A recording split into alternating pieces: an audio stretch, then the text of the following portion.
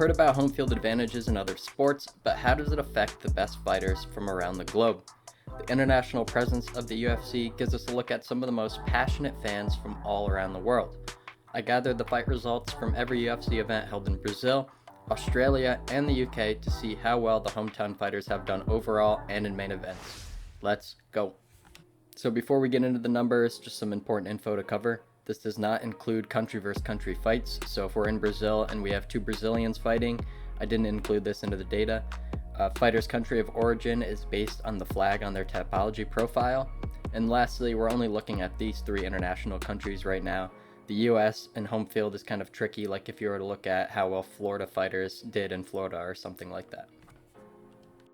Brazilian fighters have had a massive impact on the growth of MMA and have been known to have some of the most passionate and rowdy crowds from around the world. The UFC's first visit to Brazil was at UFC Brazil Ultimate Brazil in 1998, and they've held 38 total UFC events there, with Brazilian fighters having a total record at home of 227, 127, and 5 with 4 no contests, a 62.5% win rate. With the biggest sample size of events and this high of a win rate, Brazilians have done quite well at home. Main event Brazilians went 19-15 with a no contest, and at UFC 283 this past January, Brazilians went 7-6 with 5 finishes.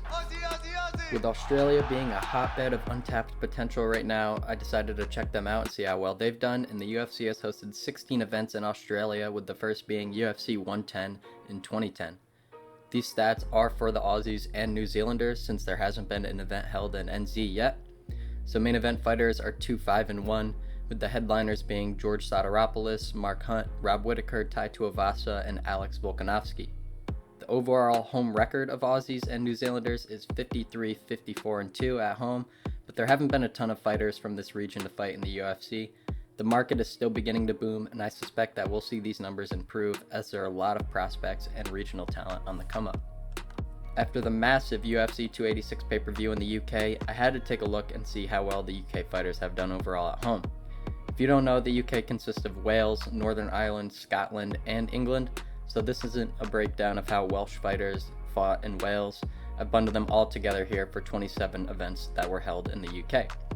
Main event fighters performed quite well with 9 wins and 3 losses in the UK events, and Michael Bisping actually went 5-0 at home, while the others being Jimmy Manuwa, Darren Till, Tom Aspinall, and the new champ Leon Edwards to make up for the rest of the results. Overall, UK fighters have won nearly 60% of their fights at home, with a total record of 101, 68-1, with 3 no contests. Alright, we move on to the overall home field record for the Brazilians, the UK, and the Aussie fighters, and it is 382, 248-8, with 7 no contests, a 60% win ratio. I was expecting this to be a positive number due to all the quote benefits that the hometown fighters have, but there are some cons that we need to talk about a bit later. However, 10% above 50 definitely shows that there is a bit of an advantage at play when we're talking about some of the home field fighters. Main event fighters went 30, 23-1 with a no contest when fighting at home in their respective country. Just 56% of the time, the hometown crowd walks away seeing their guy win in the main event. Now, a couple reasons why this is a bit lower than the overall is 1, they're just going to be tough-ass fights in general, and 2, the UFC has a harder time trying to matchmake favorably for the higher-ranked guys, which we'll talk about the little matchmaking side of things later for the hometown guys. Now, when we look at these rates compared to other sports, there's an article I found from Bleacher Report that lists baseball's home field advantage in MLB playoffs to be a 51% win rate, basically a non-factor. And then in the NFL, they said that the home field team wins at a 59% win rate in playoffs. And in the NBA, the article states that the home court team won 73% of home playoff games. So these numbers vary depending on where you get the data, and the article was from 2013, so I'm sure there's some changes. For the most part, the data stays the same across other sports, with the MLB and the NFL being around 50 to 60%, and the NBA being around 60 to 70% as a rough estimate, and the UFC fits in right between them all. When talking about pros and cons, some of the pros that factor in here are the less travel, so you have more time to cut weight, you got access to your daily resources, you got all your teammates around you, less of a financial burden. Some of the cons, you have a lot more outside of the cage distractions. We hear a lot about fighters saying how family and friends are just constantly reaching out about info about the fight or where to get tickets, stuff like that. Another factor of influence is pressure or motivation. I think this is something that's fighter dependent, really. It's situation based, something that's hard to quantify. You know, some people might have their home crowd in front of them and say, like, I can't lose, like, you're not going to beat me in front of my family.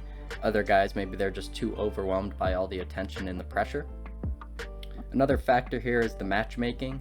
So typically, you know, we'll see a little bit of favorable matchmaking to try to build the market and garner more fan interest around some of these stars in the region. Now, you can only control for so much, of course, as the higher up on the card, the higher the ranked opponents, main events, etc. You could see why they have a harder time finding right guys that these guys could walk away with the win on. You know, you can always do so much when it comes to trying to set these guys up. And lastly, when we talk about judging, some of the oohs and the ahs of the crowd might possibly influence a judge. You know, for example, if a strike's blocked, but the judge maybe has a bad angle and you just heard the crowd get excited, he might just consider that as like a shot that landed instead of it being blocked. So there's some other stuff that factors in. Judging isn't something that I would consider just because the UFC doesn't bring these guys in. It's commission based. So it's more of like how the crowd might influence them, I would say. Alright, in conclusion, at roughly a 60% win rate at home overall for Brazilians, Australians, and UK fighters, this is about even with what we see with other major league sports leagues in the US, where home field advantage is widely talked about. It's definitely a real thing in MMA, it's a real advantage, but at only 60% and the lower the higher up on the card we go, it's not an extremely reliable factor to use when making predictions or placing bets.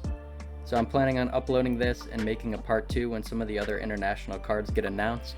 It sounds like the UFC might go to Mexico, they might go to Canada, maybe South Korea too this year. So these 3 will definitely be something I'll take a look at and see how well their fighters did at home too in a future video. So stay tuned, subscribe for more, drop a like if you enjoyed the video. I appreciate that, and I hope you take care. Bye.